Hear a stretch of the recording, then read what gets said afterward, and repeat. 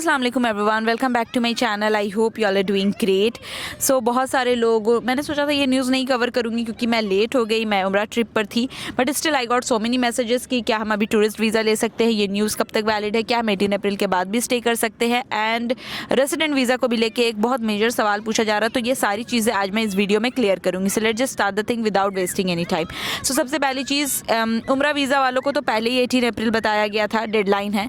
Visit visa को 3 अप्रैल deadline दी गई थी, लेकिन yes, due to current situation जितनी ज़्यादा फ़्लाइट कैंसिल हो रही हैं, इस वजह से गवर्नमेंट ने जिनका वीज़ा 25 फरवरी 2026 के बाद एक्सपायर हुआ है, 25 फरवरी 2026 के बाद एक्सपायर हुआ है, उन्हें अलाउ कर दिया है कि आप सऊदी अरब एग्जिट कर सकते हैं बिफोर 18 अप्रैल। आपको कोई पेनल्टी नहीं लगेगी।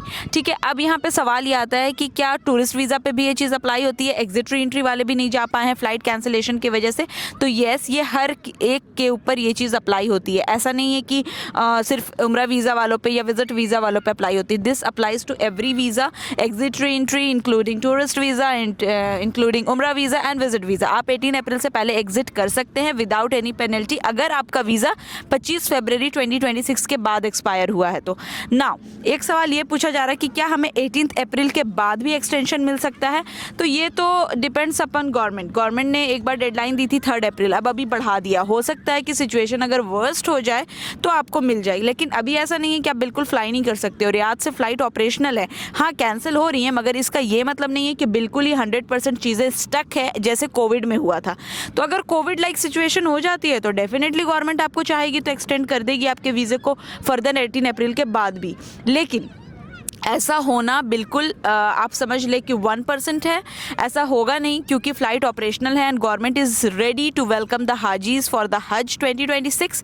एंड सारी चीज़ें जो पिछले साल की गई वो इसलिए की गई थी क्योंकि ओवर क्राउड ना हो, लोग विज़िट वीज़ा वाले, उम्रा वीज़ा वाले यहाँ रुक करके चले जाते थे हज करने के लिए, एंड विज़िट वीज़ा की वैलिडिटी कम की गई से कि चीज़ों को सिस्टमेटिक बनाया गया। ठीक है, तो ये गवर्नमेंट ने सिर्फ इसलिए किया था कि ताकि हाजी को प्रॉब्लम ना हो जो हज करने आए, ओवर क्राउड ना हो। ठीक है, अब जो लोग ये सोच रहे हैं कि ठीक है हम 18 अप्रैल तक रुक जाते हैं, फर्दर देखा जाएगा, देखें आप रुकते हैं वेल एंड गुड। अगर गवर्नमेंट एक्सटेंड नहीं करती है फर्दर, सिचुएशंस अगर इसी तरह से रहीं तो गवर्नमेंट एक्सटेंड नहीं करेगी 18 अप्रैल के बाद, तो आप रेडी रहें कि बाय द वे अगर आपकी फ़्लाइट कैंसिल हो गई तो be ready to pay the penalties. ठीक है, इस चीज़ के लिए आप रेडी रहें, डिपोर्ट कर सकते हैं, इस चीज़ के लिए भी आप रेडी रहें। लेकिन फिलहाल yes, the news is true, you can stay up to 18 April अगर आपका वीज़ा एग्जिट री एंट्री वाला एक्सपायर हुआ हो, या टूरिस्ट वीज़ा हो, उम्रा वीज़ा हो या विजिट वीज़ा हो, doesn't matter, you can stay up to 18 April 2026 if your visa is expired after 25 February 2026, there will be no penalties. ठीक है,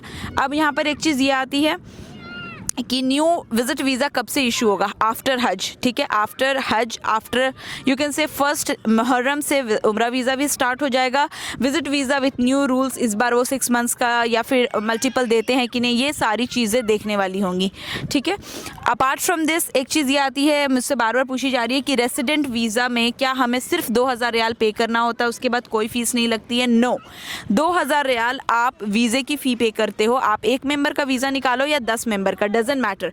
उसके बाद पर हेड 400 सऊदी रियाल आपको इकामा की फ़ीस पर मंथ गवर्नमेंट को पे करना पड़ता है। अब जब तक फ़ी पे करिए, जब तक आपका वीज़ा रहेगा आप आराम से सऊदी अरब में रह सकते हैं। 3 अप्रैल को एग्जिट कर जाना चाहिए या फिर रुकना चाहिए 18 तक? देखें, 10-12 दिन एक्स्ट्रा रह करके आप क्या कर लोगे? ईद आपने गुजार ली, रमज़ान गुजार लिया, एंड इट्स बेटर कि आप एग्जिट कर जाएं। अगर बाय द वे कुछ ऐसा होता है कि गवर्नमेंट ने फर्दर एक्सटेंशन देने से मना कर दिया एंड सिचुएशन जो है ऐसी हो जाती है कि आपकी फ़्लाइट कैंसिल हो गई, then what you will do you means are you ready to pay the penalty? Are you ready कि आपको डिपोर्ट भी कर दें तो आप इस चीज़ को एक्सेप्ट करोगे? So think about this and it's better to leave on time, ताकि आप हमेशा सऊदी अरब आ सकें, आपको इश्यूज़ ना हो कभी भी। Apart from this I have said and explained everything. If you looking for any specific topic related video, do let me know in the comment section, and if you looking for hotel reservation at best rate, just drop me an email. मिलते हैं upcoming blog में, till then bye, take care, अल्लाह हाफिज़।